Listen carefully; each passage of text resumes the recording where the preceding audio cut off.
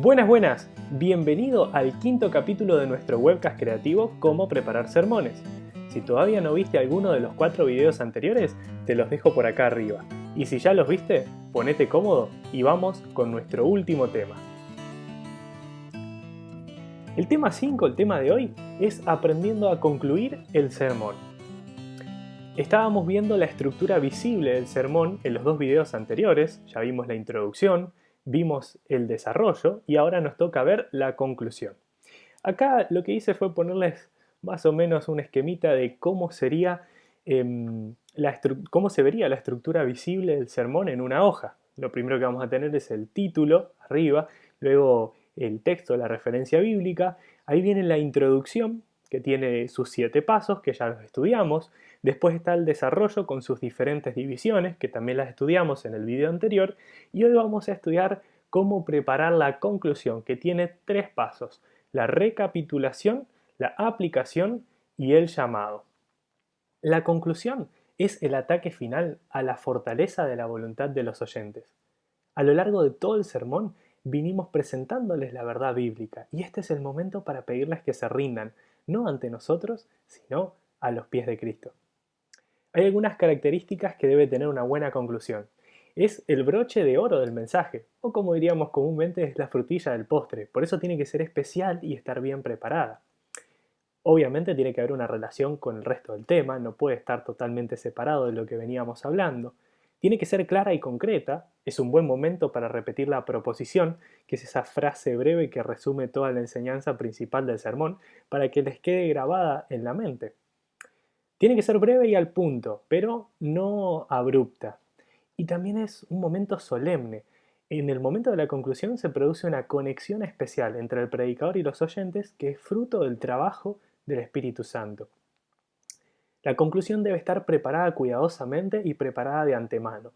Y recalco esto porque muchas veces tenemos la tendencia a escribir todo el resto del sermón, pero no la conclusión. Y dejamos que, cuando estemos en el púlpito que salga lo que salga. No se hace de esa manera. Tenemos que pensarla, repensarla, escribirla, reescribirla de antemano. Y cuando vayamos a presentarla puede ser que la hayamos aprendido de memoria, es más, es lo ideal, no es bueno en el momento de la conclusión estar atado al bosquejo, sino que lo mejor es hacer contacto visual con los oyentes, pero eso no significa, el haberla memorizado no significa que no la hayamos preparado cuidadosamente de antemano. Siempre la conclusión debe llevar al oyente a tomar una decisión. Y tiene un resumen del tema, ¿bien? Pero no introduce nuevas ideas. Este no es el momento para agregar nuevas divisiones, eso es parte del desarrollo. Ahora en la conclusión nos centramos en la apelación personal a cada individuo. Cada sermón tiene que tener una sola conclusión. A veces algunos predicadores terminan la conclusión y empiezan con otra conclusión y con otra conclusión y el sermón se vuelve eterno. No es lo correcto. Tiene que estar dirigida al individuo. Siempre es mejor que si la dirigimos al grupo en general. Tiene que ser persuasiva. Tenemos que hacerla con coraje y contacto. No tengamos miedo de pedirle a la gente que tome decisiones en el momento de la conclusión. Porque eso es lo que debemos hacer, instar a tiempo y fuera de tiempo, con valentía proveniente del Señor y también con el tacto suficiente para pronunciar palabras que causen un impacto positivo en los oyentes. Hay que concluir sin dar rodeos. Cuando el predicador comienza la conclusión, los oyentes ya pueden ver a lo lejos la bandera blanca y negra a cuadros que indica el final de la carrera. Pero a veces el predicador sigue de largo y da una vuelta más y otra vuelta más y otra vuelta más. No, hay que concluir sin dar muchas vueltas para que los oyentes no se cansen y que realmente el mensaje pueda tener un impacto positivo en las mentes de las personas que nos están escuchando. En la conclusión deberíamos evitar las excusas, el humor y mirar el reloj.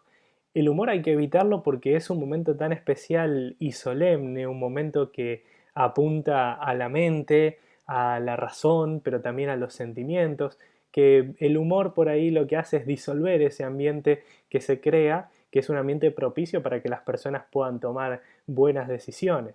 Y por otro lado, evitar excusas como esas que a veces utilizamos diciendo, bueno, está bien, yo sé que se me fue un poco largo el tema, por ahí capaz que el oyente venía reconcentrado en el sermón y nosotros decimos eso y dice, es verdad lo que dice el predicador. Se le fue largo el tema, sí, tengo ganas de irme a casa, y sí, tengo ganas de comer, y ya se perdió la conclusión, se perdió la parte del llamado, que es lo más importante. Entonces, deberíamos evitar tanto las excusas como el humor en el momento de la conclusión.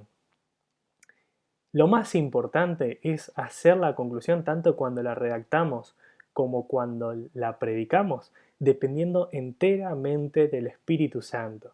Y recordad lo siguiente, alguno de los oyentes, no lo sabemos, pero alguno de los oyentes puede estar escuchando su último sermón. Entonces, teniendo esto en mente, ¿cómo predicarías? ¿Cómo harías la conclusión? ¿Cómo harías el llamado? Teniendo en cuenta que quizá para alguno de los que te está escuchando puede llegar a ser el último sermón que va a escuchar en su vida.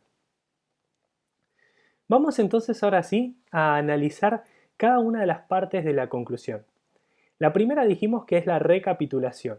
Una vez que terminamos de presentar todas las divisiones del desarrollo y comenzamos con la conclusión, lo primero que tenemos que hacer es una mirada rápida a todo el camino que recorrimos durante el sermón, ir recordando cada una de las cosas que fuimos aprendiendo a lo largo del tema. Y también es importante recordar lo que ya habíamos dicho, que no es el momento para incluir materiales nuevos, solamente para recordar lo que ya vimos hasta ahora. El segundo paso es la aplicación. Este es uno de los momentos más importantes del sermón, porque si bien a lo largo de todo el tema fuimos haciendo aplicaciones parciales, en cada una de las divisiones recuerden que también hay una aplicación de la verdad bíblica a la vida cotidiana de la persona, pero si bien hicimos aplicaciones parciales, en la conclusión no puede faltar la aplicación, una aplicación final y general que incluya todo el tema que presentamos. Tenemos que aplicar la verdad de una manera directa y personal a cada uno de los individuos. Y recuerden lo que ya habíamos visto en el video anterior, que también es importante aplicar las verdades a uno mismo, así como al resto de la congregación, y no colocarnos en un pedestal, ¿bien? Que la gente piense que nosotros nos sentimos santos y que nos ponemos más arriba de ellos. No, todos estamos involucrados porque el llamado de la palabra de Dios es para el predicador y para los oyentes porque todos somos pecadores y necesitamos de la gracia y de la salvación. Hay algunas cualidades que el predicador debe tener que hacen que la aplicación del sermón sea mucho más efectiva. En primer lugar, que viva próximo a Dios. Y esto lo logramos cada día en nuestro culto personal, en nuestra oración personal, en nuestra conexión diaria con Dios. Eso se va a ver reflejado cuando estemos en el púlpito. En segundo lugar, que tenga una buena instrucción. Y con esto no me refiero a que haya ido a la universidad, que haya estudiado teología, no, que sea una persona que quizá sin tener el conocimiento académico o universitario, sea un autodidacta.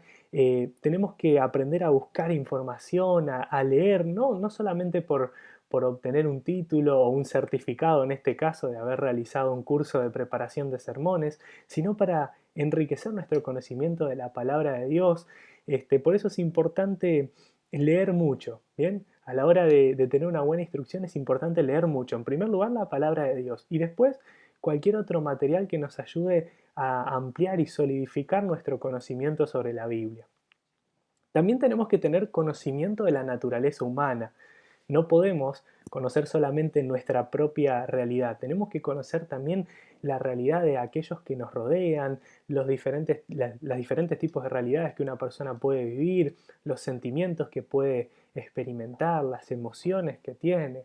Eso es importante para el predicador, porque si no, tiene una mirada demasiado corta y no sabe aplicar correctamente la verdad a los que están a su alrededor.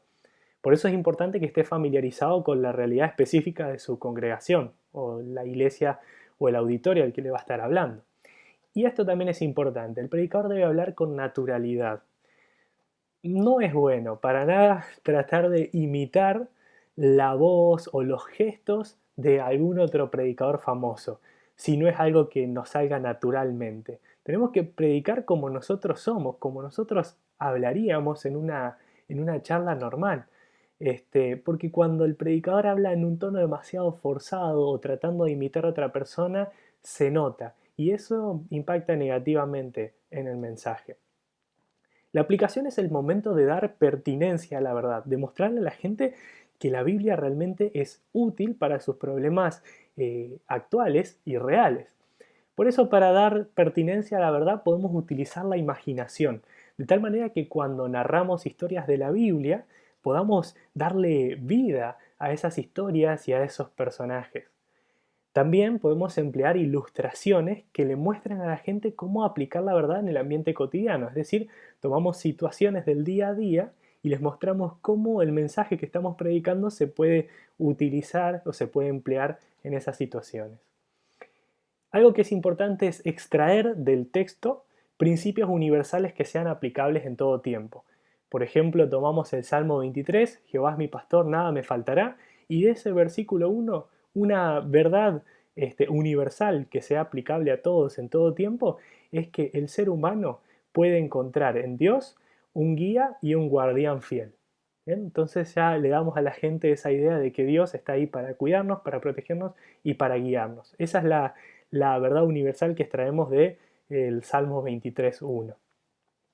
También deberíamos cerciorarnos de que cada aplicación esté en consonancia con la verdad del mensaje, sí, del pasaje. Esto lo hacemos en el momento de estudiar profundamente lo que vimos en el segundo tema, de estudiar profundamente el texto bíblico.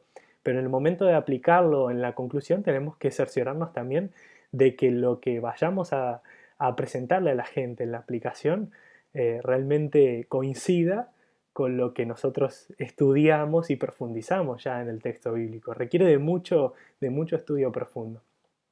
Hay que hacer la aplicación específica o definida, como ya dijimos, dirigida directamente a los oyentes. Entonces, una buena forma de hacerlo es utilizar preguntas, ¿bien? Preguntas retóricas, no que la gente tenga que responderlas ahí, sino que las piense, que los haga recalcular, como diríamos comúnmente.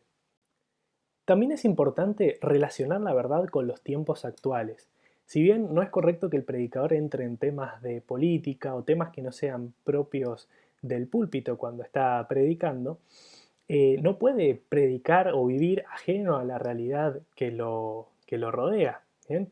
Por eso es importante que conozca lo que está sucediendo en la sociedad, la información de actualidad y que sepa interpretarla a la luz, esto es importante, a la luz de la palabra de Dios y que así lo presente a la gente que lo está escuchando.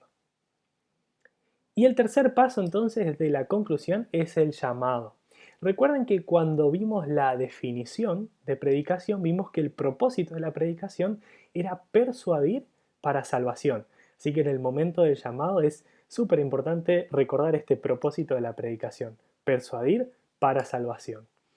Es el momento para apelar al entendimiento, a la razón, al sentido de la necesidad, a la conciencia moral y a las emociones básicas de cada persona. Y una persuasión exitosa solamente la vamos a lograr después de presentar un cimiento sólido. Es decir, si presentamos correctamente la verdad bíblica en el resto del sermón, entonces la persuasión va a ser efectiva, va a ser exitosa en el momento de la conclusión. Es como aquella historia que Jesús contó de la casa sobre la roca. Si bien en esa ocasión lo que él quería ejemplificar es que la vida de cada persona debe estar cimentada en Cristo, bueno, una buena conclusión puede ser la casa que tiene que estar cimentada en un fundamento sólido, que es toda la verdad bíblica que ya vinimos presentando hasta ese momento. Recuerden, no persuadimos tanto por lo que decimos, sino por lo que somos. Por eso es importante lo que la gente piense acerca del predicador. Si el predicador ama a la congregación, ama a las personas y se nota que es una persona desinteresada, que quiere el bien de los demás y que quiere de manera genuina presentarles a Cristo. Predicamos y persuadimos con lo que somos, no tanto con lo que decimos. El llamado es el momento para aplicar el propósito específico del sermón.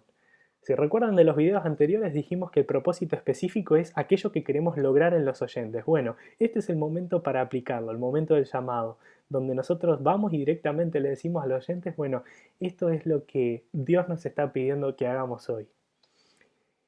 Y algo que es importante recordar también es que la invitación o llamado tiene que estar presente en todo sermón.